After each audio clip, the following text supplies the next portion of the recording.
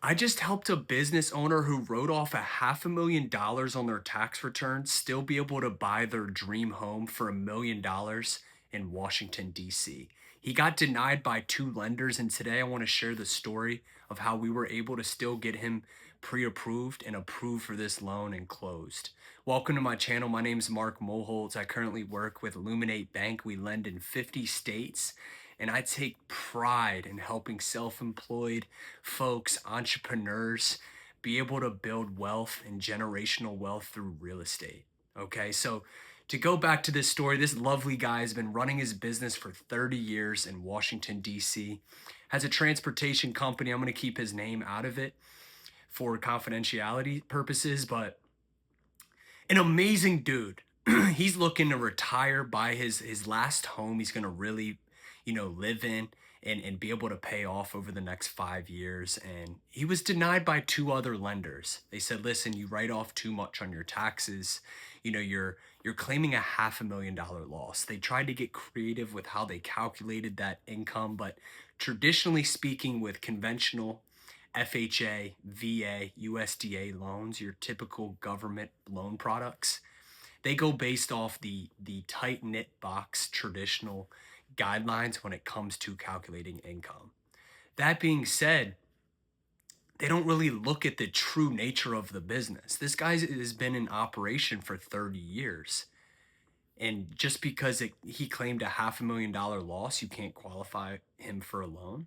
So that's when me and him were connected. I had the realtor connect me because I do a lot of self-employed and entrepreneurial business in this case where they aren't able to qualify traditionally speaking. So him and we spoke, looked at tax returns. I was like, this isn't going to work, but I do have an option for you. So we ended up qualifying. We calculated his 12 months of bank statements. We calculated his income, and his income was well sufficient enough to be able to get him approved for that $1 million home in Washington, D.C. So we took his eligible bank deposits between those 12 months of statements. We calculated his qualifying income, and even with the 50% expense factor ratio, which is like the expense ratio we use to actually calculate the true income, we used 50%.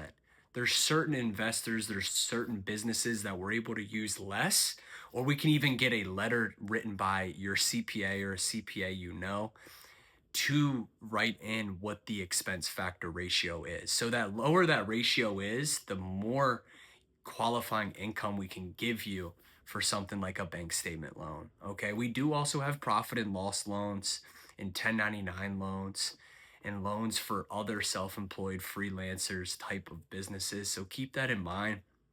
If this is someone that kind of aligns with you and your business, reach out. I would love to help you. But back to this guy, I mean, he talked to two lenders, and they were just old school, traditionally thinking the banks didn't have these other programs in house or access to. So after calculating his income, he had solid credit score, so he was able to put 20% down with this bank statement loan, and we just closed last week on $1 million home in Washington, D.C. that he's going to live in forever, potentially even have his family move in later on after he decides to retire. So he is absolutely ecstatic and just really enjoyed me taking the time to walk through the process, understand his journey as an entrepreneur, the struggles, the heart and hustle it takes to make money, and then going through the emotional roller coaster of like, listen, you can't get approved for this, and he decided. I said, listen, Mr. Borrower, I'll keep his name out, but I was like, listen, man, like you're doing business the smart way. You're utilizing the tax system, you're leveraging the tax code to keep more money in your pocket. As a business owner, it takes so much heart and hustle. Why should all that hard earned money go to Uncle Sam to be able to get approved through a government loan product?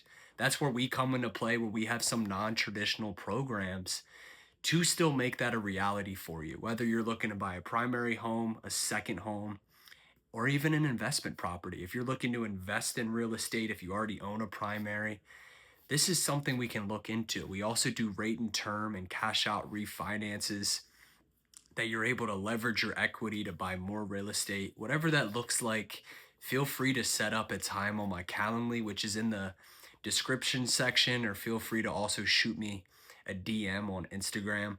Would be honored to connect with you, at least go through your situation, see what options are available to you, even help you put a game plan together. If like you're just starting a business and you have a vision and a goal to want to eventually buy real estate, I'm more than happy to talk through the steps of how to best set you up for one of these programs, because there are certain parameters, kind of like conventional loans, that we go based off of, right? We typically want to see better credit score. It's better to have that income, all your business income, coming into a business bank account separately, right? It also helps to not have any overdrafts, not have any insufficient funds in that account. So being super mindful of how you move that money around from business to checking and things of that nature. So I appreciate you guys listening. If you did like this video or want to hear more stories, more about these types of programs, please like and subscribe. Looking forward to continuing to bring good knowledge out there and make videos along these lines. So reach out if I can help in any way. Would be honored.